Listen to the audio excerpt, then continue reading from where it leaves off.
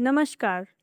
साहित्य की इस यात्रा में आज हम शामिल कर रहे हैं भारतीय साहित्य की एक अमर रचना, मुंशी प्रेमचंद द्वारा लिखित कफन।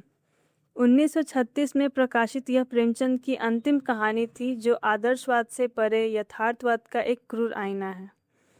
प्रेमचंद ने समाज के सबसे निम्नतम और उपेक्षित कहे जाने वाले वर्ग अर्थात चमार जाति को कथा का माध्यम बनाया है। यह कहानी समाज की निम्नतम और शोषित वर्ग से संबंधित है, जिसका प्रतिनिधित्व कथा के नायक घीसू और माधव करते हैं। यह कहानी हमें समाज के उस आखिरी पायदान पर ले जाती है जहां भूख के आगे मर्यादा और रिश्तों का कोई मोल नहीं रहता। तो आइए सुनते हैं कफन। झोपड़े के द्वार पर बाप और बेटा दोनों एक बुझे हुए अलाव के सामने चुपचाप बैठे हुए हैं और अंदर बेटे की जवान बीवी बुधिया प्रसव वेदना से पछाड़ खा रही थी। रह रहकर उसके मुंह से ऐसी दिल दहला देने वाली आवाज़ निकलती थी कि दोनों कलेजा थाम लेते थे। जाड़ों की रात थी, प्रकृति सन्नाटे में डूबी हुई। सारा गांव अंधकार में लय हो गया था। घीसू ने कहा, मालूम होता है बचेगी नहीं, सारा दिन दौड़ते ही गया, जा देख तो आ। माधव चिढ़कर बोला, मरना ही है तो जल्दी मर क्यों नहीं जाती, देख कर क्या करूं। तू बड़ा बेदर्द है बे, साल भर जिसके साथ सुख चैन से रहा उसी के साथ इतनी बेवफाई। तो मुझसे तो उसका तड़पना और हाथ पांव पटकना नहीं देखा जाता। चमारों का कुनबा था और सारे गांव में बदनाम। घीसू एक दिन काम करता तो 3 दिन आराम। माधव इतना कामचोर था कि आध घंटे काम करता तो घंटे भर चिलम पीता, इसलिए उन्हें कहीं मजदूरी नहीं मिलती थी। घर में मुट्ठी भर भी अनाज मौजूद हो तो उनके लिए काम करने की कसम थी। जब 2-4 फाके हो जाते, घीसू पेड़ पर चढ़कर लकड़ियां तोड़ लाता और माधव बाजार में बेच आता, और जब तक वे पैसे रहते दोनों इधर उधर मारे मारे फिरते। जब फाके की नौबत आ जाती तो फिर लकड़ियां तोड़ते या मजदूरी तलाश करते। गांव में काम की कमी ना थी, किसानों का गांव था। मेहनती आदमी के लिए 50 काम थे, मगर इन दोनों को लोग उसी वक्त बुलाते जब 2 आदमियों से एक काम पाकर भी संतोष कर लेने के सिवा कोई और चारा ना होता। विचित्र जीवन था इनका। घर में मिट्टी के 2-4 बर्तनों के सिवा कोई संपत्ति नहीं। फटे चित्रों से अपनी नग्नता को ढाके हुए जी जाते थे। संसार की चिंताओं से मुक्त, कर्ज से लदे हुए। गालियाँ भी खाते, मार भी खाते, मगर कोई भी गम नहीं। दिन इतने की वसूली की आशा ना रखने पर भी लोग इन्हें कुछ ना कुछ कर्ज देते थे। मटर आलू की फसल में दूसरों के खेतों से मटर या आलू उखाड़ लाते और भून भून कर खा लेते, या 10-5 ऊख उखाड़ लाते और रात को चूसते।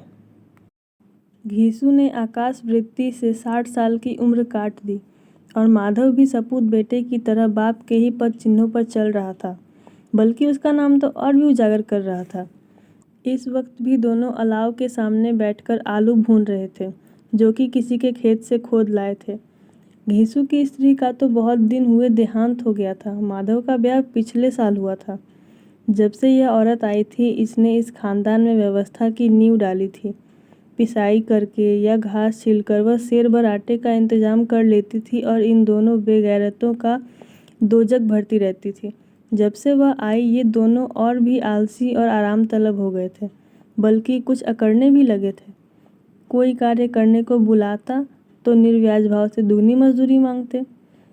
वही औरत आज प्रसव वेदना से मर रही थी और ये दोनों शायद इसी इंतजार में थे कि वह मर जाए तो आराम से सोएं। घीसू ने आलू निकालकर छीलते हुए कहा, जाकर देख तो क्या दशा है उसकी। चुड़ैल का फिसाद होगा और क्या। यहाँ तो ओझा भी 1 रुपया मांगता है। माधव को भय था कि वह कोठरी में गया तो घीसू आलूओं का बड़ा भाग साफ कर देगा। बोला, मुझे वहाँ जाते डर लगता है। डर किस बात का है, मैं तो यहाँ हूँ ही। तो तुम ही जाकर देखो ना। मेरी औरत जब मरी थी तब मैं 3 दिन तक उसके पास से हिला तक नहीं था, और मुझसे लजाएगी कि नहीं। जिसका कभी मुंह नहीं देखा, आज उसका उखड़ा हुआ बदन देखूं। उसे तन की सूध भी तो ना होगी। मुझे देख लेगी तो खुलकर हाथ पांव भी ना पटक सकेगी। मैं सोचता हूँ कोई बाल बच्चा हो गया तो क्या होगा। सोंठ गुड़ तोल कुछ भी तो नहीं है घर में। सब कुछ आ जाएगा, भगवान दे तो। जो लोग अभी 1 पैसा नहीं दे रहे हैं वे ही कल बुलाकर देंगे। मेरे 9 लड़के हुए, घर में कुछ भी ना था, मगर भगवान ने किसी तरह बेड़ा पार ही लगाया। जिस समाज में रात दिन मेहनत करने वालों की हालत उनकी हालत से बहुत कुछ अच्छी ना थी, और ना किसानों के मुकाबले में वे लोग जो किसानों की दुर्बलताओं से लाभ उठाना जानते थे कहीं ज़्यादा संपन्न थे, वहाँ इस तरह की मनोवृत्ति का पैदा हो जाना कोई अचरज की बात ना थी। हम तो कहेंगे घीसू किसानों से कहीं ज़्यादा विचारवान था, जो किसानों के विचार सुने समूह में शामिल होने के बदले बैठकबाजों की कुत्सित मंडली में जा मिला था। हाँ, उसमें यह शक्ति ना थी कि बैठकबाजों के नियम और नीति का पालन करता, इसीलिए जहाँ उसकी मंडली के और गांव के सरगना और मुखिया बने हुए थे, उस पर सारा गांव उंगली उठाता था। फिर भी उसे यह तकसीन तो थी कि अगर वह फटे हाल है तो कम से कम उसे किसानों किसी जोड़ तोड़ मेहनत तो नहीं करनी पड़ती। उसकी सरलता और निरीहता से दूसरे लोग बेजा फायदा तो नहीं उठाते। दोनों आलू निकालकर जलते जलते खाने लगे। कल से कुछ नहीं खाया, इतना सब्र ना था कि उन्हें ठंडा हो जाने दें। कई बार दोनों की ज़बानें जल गई। छिल जाने पर आलू का बाहरी हिस्सा तो बहुत ज़्यादा गर्म ना मालूम होता, लेकिन दांतों के तले पड़ते ही अंदर का हिस्सा ज़बान, हलक और तालू को जला देता था। और उस अंगारे को मुंह में रखने से ज़्यादा खैरियत इसी में थी कि वह अंदर पहुंच जाए। वहाँ उसे ठंडा करने के लिए काफ़ी सामान थे, इसीलिए दोनों जल्द जल्द निगल जाते। हालांकि इस कोशिश में उनकी आंखों से आंसू निकल आते। घीसू को उस वक्त ठाकुर की बारात याद आई, जिसमें 20 साल पहले वह गया था। उस दावत में उसे जो तृप्ति मिली थी वह उसके जीवन में एक याद रखने लायक बात थी, और आज भी उसकी याद ताज़ा थी। बोला, वह भोज नहीं भूलता। तब से फिर उस तरह का खाना और भरपेट नहीं मिला। लड़की वालों ने सबको भरपेट पूरियाँ खिलाई थी, सबको, छोटे बड़े सबने पूरियाँ खाई, और असली घी की चटनी, रायता, 3 तरह के सूखे साग, एक रसेदार तरकारी, दही, मिठाई। अब क्या बताऊं कि इस भोज में क्या स्वाद मिला। कोई रोक टोक नहीं थी, जो चीज़ मांगो और जितना चाहो खाओ। लोगों ने ऐसा खाया कि किसी से पानी ना पिया गया। मगर परोसने वाले हैं कि पत्तल में गरम गरम गोल गोल सुवासित कचौरियाँ डाल देते हैं, मना करते हैं कि नहीं चाहिए। पत्तल पर हाथ रोके हुए हैं, मगर वे हैं कि दिए जाते हैं। और जब मुंह धो लिया तो पान इलायची भी मिली, मगर मुझे पान लेने की कहाँ सूझ थी। खड़ा ना हुआ जाता था, चटपट जाकर अपने कंबल पर लेट गया। ऐसा दिल दरियाव था वह ठाकुर। माधव ने इन पदार्थों का मन ही मन मजा लेते हुए कहा, अब हमें कोई ऐसा भोज नहीं खिलाता। अब कोई क्या खिलाएगा, वह जमाना दूसरा था। अब तो सबको किफ़ायत सूझती है। शादी ब्याह में खर्च मत करो, क्रियाक्रम में खर्च मत करो। पूछो, गरीबों का माल बटोर बटोर कर कहाँ रखोगे। बटोरने में कमी नहीं है, हाँ खर्च करने में किफ़ायत सूझती है। तुमने 20 एक पूरियाँ खाई होंगी, 20 से ज़्यादा खाई थी। मैं 50 खा जाता। 50 से कम मैंने भी ना खाई होंगी। अच्छा पट्टा था, तू तो मेरा आधा भी नहीं। आलू खाकर दोनों ने पानी पिया और वहीं अलाव के सामने अपनी धोतियाँ ओढ़कर पाँव में पेट डाले सो रहे, जैसे 2 बड़े बड़े अजगर गेंडुलियाँ मारे पड़े हों। और बुधिया अभी तक करा रही थी। सवेरे माधव ने कोठरी में जाकर देखा तो उसकी स्त्री ठंडी हो गई थी। उसके मुंह पर मक्खियाँ भिनक रही थी, पथराई हुई आँखें ऊपर टंगी हुई, सारी देह धूल से लथपथ हो रही थी। उसके पेट में बच्चा मर गया था। माधव भागा हुआ घीसू के पास आया, और फिर दोनों जोर जोर से हाय हाय करने लगे और छाती पीटने लगे। पड़ोस वालों ने यह रोना धोना सुना तो दौड़ते हुए आए और पुरानी मर्यादा के अनुसार इन अभागों को समझाने लगे। मगर ज़्यादा रोने पीटने का अवसर ना था, कफन और लकड़ी की फिक्र करनी थी। पर घर में तो पैसा इस तरह गायब था जैसे चील के घोंसले में मांस।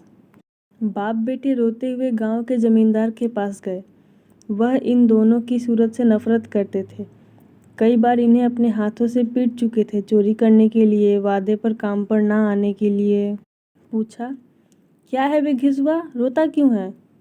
अब तो तू कहीं दिखाई भी नहीं देता, मालूम होता है इस गांव में रहना नहीं चाहता। घीसू ने जमीन पर सिर रखकर आंखों में आंसू भरे हुए कहा, सरकार, बड़ी विपत्ति में हूँ। माधव की घरवाली रात को गुजर गई। रात भर तड़पती रही सरकार। हम दोनों उसके सिरहाने बैठे रहे। दवा दारू जो कुछ हो सका सब कुछ किया, मुदा वह हमें दगा दे गई। अब कोई एक रोटी देने वाला भी ना रहा। मालिक तबाह हो गए, घर उजड़ गया। आपका गुलाम हूँ, अब आपके सिवा कौन? उसकी मिट्टी उठेगी, आपके सिवा किसके द्वार पर जाऊँ? जमींदार साहब दयालु थे, मगर घीसू पर दया करना काले कंबल पर रंग चढ़ाना था। जी में तो आया कह दें चल दूर हो यहाँ से, यूँ तो बुलाने से भी नहीं आता। आज जब गरज पड़ी तो आकर खुशामद कर रहा है, हरामखोर कहीं का बदमाश। लेकिन यह क्रोध या दंड का अवसर ना था। जी में कुढ़ते हुए 2 रुपये निकाल कर फेंक दिए, मगर सांत्वना का एक शब्द भी मुँह से ना निकला। उसकी तरफ ताका भी नहीं, जैसे सिर से बोझ उतारा हो। जब जमींदार साहब ने 2 रुपये दिए तो गांव के बनिए महाजनों को इनकार का साहस कैसे होता। घीसू जमींदार के नाम का ढिंढोरा भी पीटना खूब जानता था। किसी ने 2 आने दिए, किसी ने 4 आने। 1 घंटे में घीसू के पास 5 रुपये की अच्छी रकम जमा हो गई। कहीं से अनाज मिल गया, कहीं से लकड़ी, और दोपहर को घीसू और माधव बाजार से कफन लाने चले। इधर लोग बांस काटने लगे। गांव की नरमदल स्त्रियां आ आकर लाश को देखती थी और उसकी बेकसी पर 2 बूंद आंसू गिराकर चली जाती थी। कैसा बुरा रिवाज है, जिसे जीते जी तन ढकने का चिथड़ा भी ना मिले, उसे मरने के बाद कफन चाहिए। कफन लाश के साथ जल ही तो जाता है, और क्या रखा रहता है। यही 5 रुपये पहले मिलते तो कुछ दवा दारू कर लेते। दोनों एक दूसरे के मन की बात ताड़ रहे थे। बाजार में इधर उधर घूमते रहे। कभी इस बाजार की दुकान पर गए, कभी उस दुकान पर। तरह तरह के कपड़े, रेशमी और सूती दिखे, मगर कुछ जचा नहीं। यहाँ तक कि शाम हो गई। तब दोनों न जाने किस दैवी प्रेरणा से एक मधुशाला के सामने जा पहुँचे और जैसे किसी पूर्व निश्चित योजना से अंदर चले गए। वहाँ जरा देर तक दोनों असमंजस में खड़े रहे। फिर घीसू ने गद्दी के सामने जाकर कहा, साहू जी, एक बोतल हमें भी देना। इसके बाद कुछ चिखौना आया, तली हुई मछलियाँ, और दोनों बरामदे में बैठकर शांतिपूर्वक पीने लगे। कई कुज्जियाँ ताबड़तोड़ पीने के बाद दोनों सुरूर में आ गए। घीसू बोला, कफन लगाने से क्या मिलता है, आखिर जल ही तो जाता है, कुछ बहू के साथ तो न जाता। माधव आसमान की तरफ देखकर बोला, मानो देवताओं को अपनी निष्पापता का साक्षी बना रहा हो। दुनिया का दस्तूर है, नहीं लोग बामनों को 1000 रुपये क्यों दे देते हैं? कौन देखता है परलोक में मिलता है या नहीं। बड़े आदमियों के पास धन है, चाहे फूके, हमारे पास फूकने को क्या है। लेकिन लोगों को जवाब क्या दोगे? लोग पूछेंगे नहीं कफन कहाँ है। घीसू हंसा, अबे कह देंगे कि रुपये कमर से खिसक गए, बहुत ढूंढा मिले नहीं। लोगों को विश्वास तो ना आएगा, लेकिन फिर वही रुपये देंगे। माधव भी हंसा।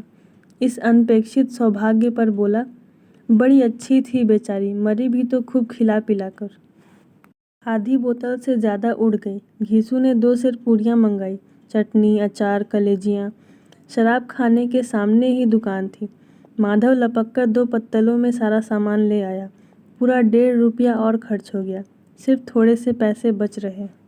दोनों इस वक्त शान से बैठे हुए पूरियाँ खा रहे थे, जैसे जंगल में कोई शेर अपना शिकार उड़ा रहा हो। ना जवाबदेही का खौफ था, ना बदनामी की फिक्र। इन भावनाओं को उन्होंने बहुत पहले ही जीत लिया था। घीसू दार्शनिक भाव से बोला, हमारी आत्मा प्रसन्न हो रही है तो क्या उसे पुण्य ना होगा? माधव ने श्रद्धा से सिर झुकाकर तस्दीक की, जरूर से जरूर होगा। भगवान तुम अंतर्यामी हो, उसे बैकुंठ ले जाना। हम दोनों हृदय से आशीर्वाद दे रहे हैं। आज जो भोजन मिला वह कभी उम्र भर ना मिला था। एक क्षण के बाद माधव के मन में एक शंका जागी।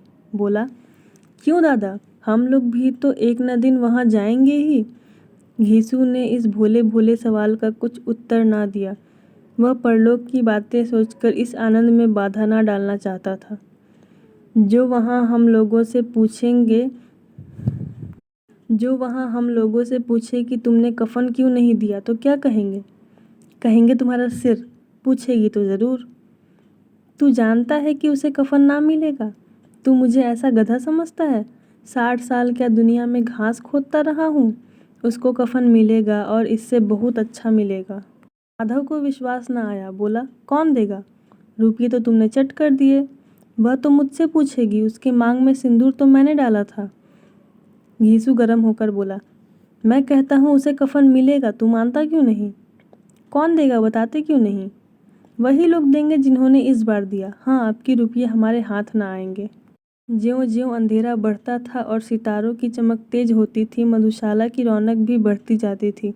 कोई गाता था, कोई डींग मारता था, कोई अपने संगी के गले लिपट जाता था, कोई अपने दोस्त के मुंह से कुल्हड़ लगाए देता था। वहाँ के वातावरण में सुरूर था, हवा में नशा। कितने तो यहाँ आकर एक चुल्लू में मस्त हो जाते। शराब से ज़्यादा वहाँ की हवा उन पर नशा करती थी, जीवन की बाधाएं खींच लाती थी, और कुछ देर के लिए वे भूल जाते थे कि वे जीते हैं या मरते हैं, या ना जीते हैं ना मरते हैं।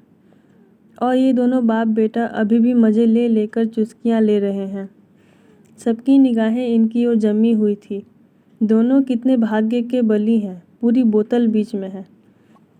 भर पेट खाकर माधव ने बची हुई पूरियों का पत्तल उठाकर एक भिखारी को दे दिया, जो खड़ा इनकी ओर भूखी आंखों से देख रहा था।